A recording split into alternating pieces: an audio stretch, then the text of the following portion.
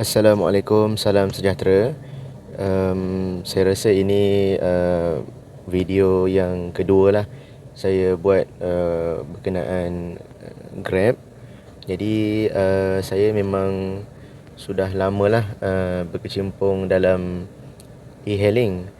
Pada mulanya saya bermula daripada tahun 2020 lah, ketika mana COVID-19 melanda dunia. Jadi saya nak berkongsi sedikit lah tentang pengalaman semasa memandu Grab. Hari ini saya nak kongsikan tentang pengalaman dengan seorang pelanggan Grab yang dia merupakan seorang pengurus kepada seorang atlet ultra yang mana dia lebih tinggi sikit lah daripada marathon. Jadi ceritanya saya dapat dia punya order daripada kawasan restoran fast food tu lah.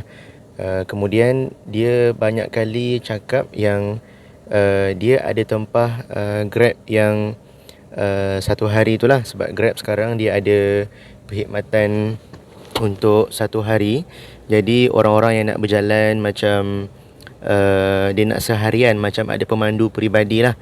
Jadi yang itu pemandu tu yang batalkan. Jadi dia terpaksa order Grab daripada yang biasa punya. Jadi saya lah dapat job tu.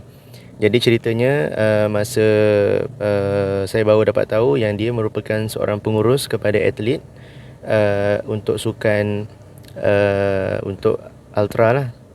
Untuk acara ni namanya TT Ultra 2026. Saya pun pertama kali dengar.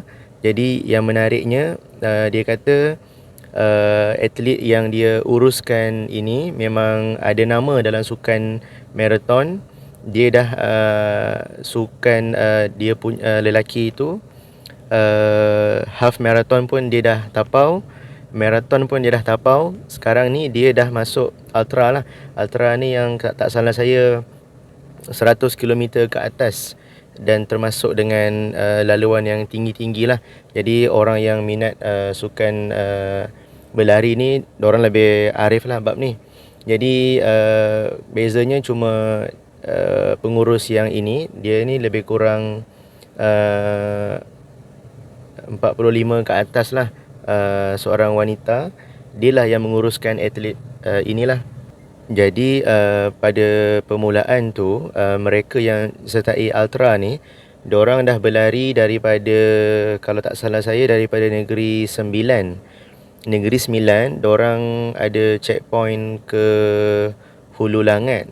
Jadi diorang ni berpatah balik. Jadi tadi tu maknanya dia ambil Grab semata-mata untuk bergerak daripada Hulu Langat untuk ke Semenyih. Jadi yang saya faham, daripada Negeri Sembilan dia lari ke Hulu Langat, kemudian dari Hulu Langat tu lari ke Semenyih. Tapi nak kata apa, itu rezeki lah, rezeki untuk kami yang memandu Grab pada hari ni. Jadi tak sangkalah, maknanya kita akan jumpa banyak orang.